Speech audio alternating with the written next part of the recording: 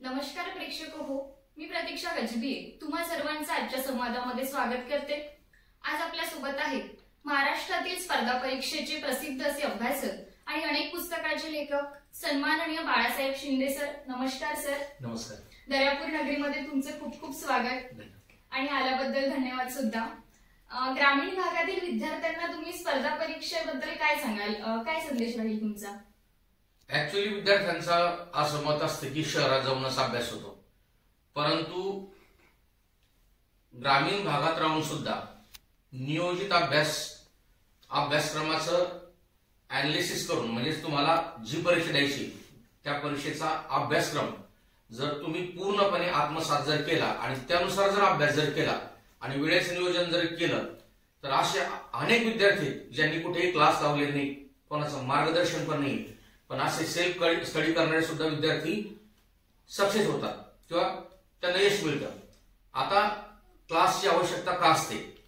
ज्या विद्यार्थ्यांना नवीन या क्षेत्रात एंट्री करायची अशा विद्यार्थ्यांना वेळ वाचवण्यासाठी क्लासची आवश्यकता असते। आता आमच्यासारखे लोक शहरामध्ये, परंतु या ठिकाणी आता माझे मित्र मेश्राम सर आणि त्यांची दांडे अकॅडमी या ठिकाणी म्हणजे दर्यापूरमध्ये आहे, त्यांच्याबद्दल मी भरपूर ऐकले। इथून भरपूर सारे त्यांनी आता कर्मचारी आणि अधिकारी दिले येतात। म्हणजे असं काही नाही की आता तुम्ही एखाद्या मेट्रोपॉलिटन सिटीमध्ये जर गेले तर त्या ठिकाणी राहण्या खाण्याचा खर्च आणि पूर्णपणे क्लासच्या फीचा जर विचार जर केला तर महिन्याकाठी कमीत कमी 15,000 रुपये लागतात क्लासच्या फीस सहित। खेडेगावात आपल्या घरच्या भाकरी खाऊन आणि इथंच चांगलं प्रॉपर मार्गदर्शन जर मिळत असेल तर या ठिकाणी राहून सुद्धा तुम्ही यशस्वी होऊ शकता। सगळ्यात महत्वाची गोष्ट तिथं राहिले का इथं काय, स्टडी मटेरियल तर एकच असतं, त्यातूनच अभ्यास करायचा आहे। जागा बदलली म्हणजे यश मिळत असेल तर या प्रकारे तुम्ही इथं राहून सुद्धा अभ्यास करू शकता।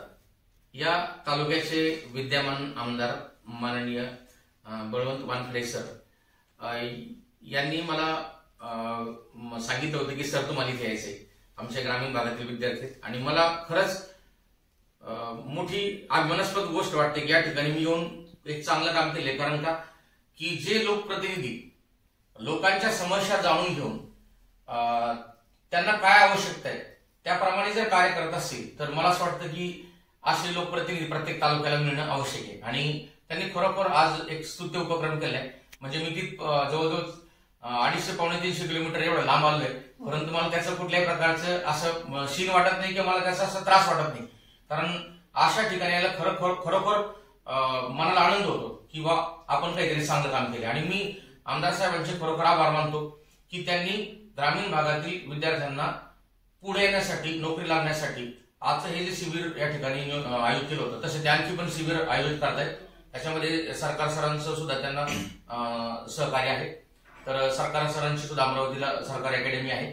तर हे सगळे माझे मित्र कंपनी आणि त्यांच्यासाठी मी आलो होतो आणि आज विद्यार्थ्यांना मी जवळजवळ 2-2.5 तास मार्गदर्शन केले।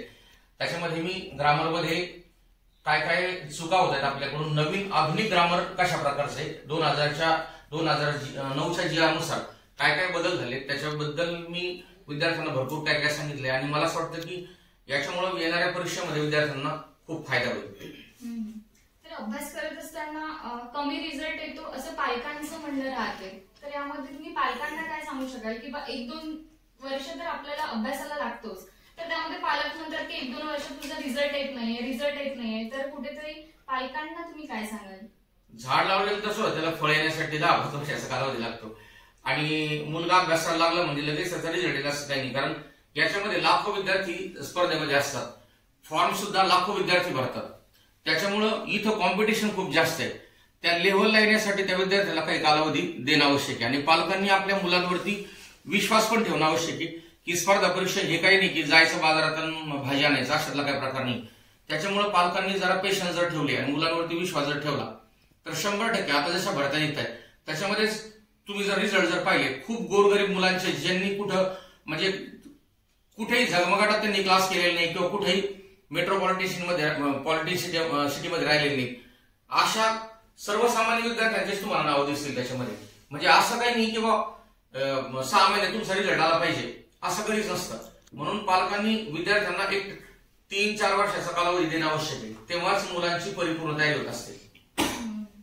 पण अभ्यास करत असताना बऱ्याच प्राध्यापकांच्या तोंडून ऐकतो की PYQ जर आपण सोडवले तर 100% आपला अभ्यास होऊन जातो, तर खरंच PYQ अभ्यास होतो की पुस्तक वाचावंच लागतं? नाही, PYQ तर 100% करायलाच पाहिजे, पण ते करायला कधी पाहिजे?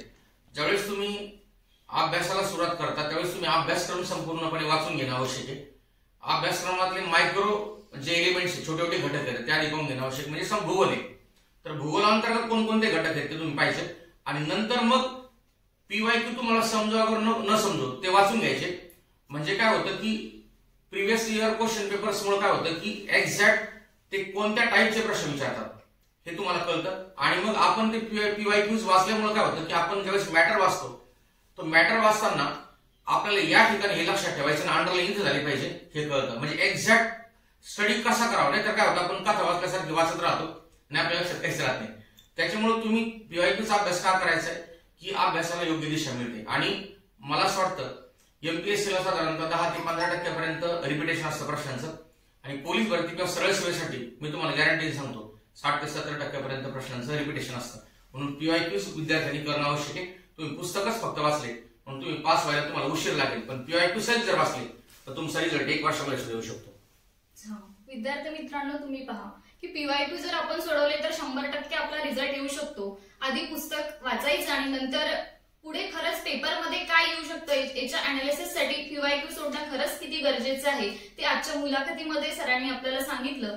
तर विद्यार्थी मित्रांनो, सरांनी सांगितलं की जागेला काहीच अर्थ नाहीये. जर आपल्यामध्ये जिद्द असेल, चिकाटी असेल तर आपण कुठूनही अधिकारी होऊ शकतो. आणि आपल्या दर्यापूर शहराचं नाव खरंच खूप गाजलेलं आहे. दर्यापूर शहरामध्ये दांडिया अकॅडमी सारख्या अकॅडमी अनेक अधिकाऱ्यांना घडवतात. त्यामध्ये मेश्राम सर त्याचे संचालक आहेत. आणि असेच अधिकारी दर्यापूरमध्ये नेहमीच घडत असतात, यामध्ये सर तीळमात्रही शंका नाही.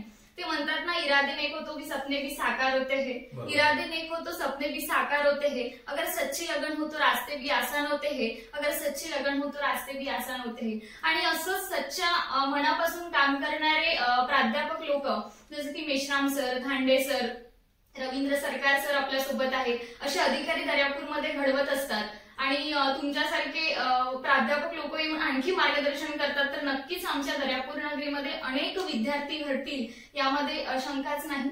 धन्यवाद. आता ऍक्च्युअली मी